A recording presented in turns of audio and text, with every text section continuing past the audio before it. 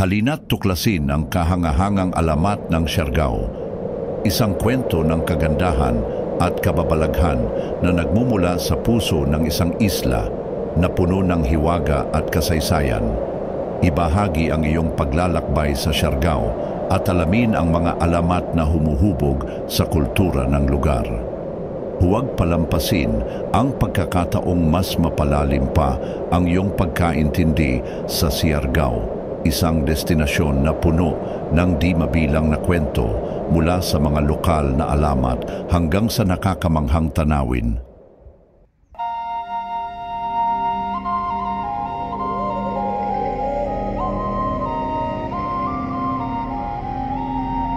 Noong unang panahon sa malalayong bahagi ng mga kadagatang nakapaligid sa Pilipinas ay may isang napakagandang isla na tinatawag na Siargao. Ang Siargao ay kilala sa kanyang mga puting buhangin, malinaw na tubig at mga alon na bumabalot sa baybayin nito. Ngunit sa likod ng kagandahang ito, naroon ang isang napakakapagitan at makapangyarihang alamat. Sa pusod ng isla may isang batang dalaga na ang pangalan ay Alona. Siya ay may mahabang itim na buhok na kasing ganda ng gabi at mga mata na kumikislap tulad ng mga bituin. Si Alona ay hindi lamang maganda, siya rin ay may mabuting puso at likas na talino. Marami ang nahuhumaling sa kanya, ngunit may isang tao na labis na nagpapaakit sa kanyang atensyon, si Datu Batok. Si Datu Batok ay isang matapang at matalim na pinuno ng kanilang nayon. Pinapangarap niyang ipagtanggol ang kanilang bayan mula sa kahit anong banta. Ngunit sa likod ng kanyang tapang, nagtatago ang isang lihim. Siya ay labis na nababahala sa darating na dilim. Isang araw, habang nag-uusap ang dalawa sa ilalim ng isang malaking puno ng niyog, nagkwento si Datu Batok tungkol sa isang hindi nakikitang nilalang na may kapangyarihang iwasan ng liwanag. Ang nilalang na ito ay nagngangalang Alimud, isang napakalakas na espiritu na nais sundin ang kanyang kadiliman sa buong bayan. Ang kanyang hangarin ay gawing walang pag-asa ang mga tao at ang mga pangarap nila ay magiging alon lamang ng unti-unting pagkalimot. Hindi nagtagal, nagsimula ng kumalat ang takot sa buong bayan. Ang mga tao ay nakakita ng dilim na bumabalot sa kanilang mga pangarap. Walang sinuman ang nakakatulog ng maayos. Lahat ay nag-aalala at ang mga alon ng Siargao ay nag-aalala na rin. Nagsimula si Alona at Datu Batok ng isang misyon. Sa tulong ng mga matanda ng bayan, nagtipon sila ng mga kwento tungkol sa mga naunang laban ng kanilang mga ninuno. Ang mga kwentong ito ay naglalaman ng mga kasanayan sa paglikha ng liwanag mula sa kanilang mga pag-asa at panalangin. Pinili nilang sama-samang lumaban-laban kay Alimud. Isang araw, nang dumating ang pinakamadilim na gabi, nagtipon-tipon ang buong bayan sa ilalim ng buwan.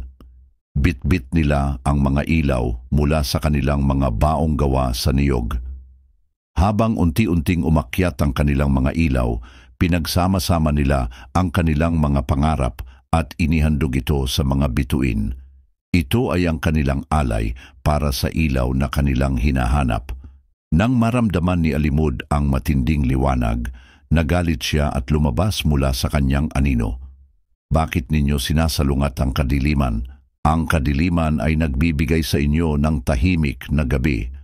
Ngunit si Alona na nakatayo sa harapan ng bayan ay tumugon. Ang liwanag ay hindi lamang nagbibigay ng init. Ito ay pag-asa, buhay at pagmamahal. Hindi kami natatakot sa iyo. Dito na nag-umpisa ang kanilang labanan.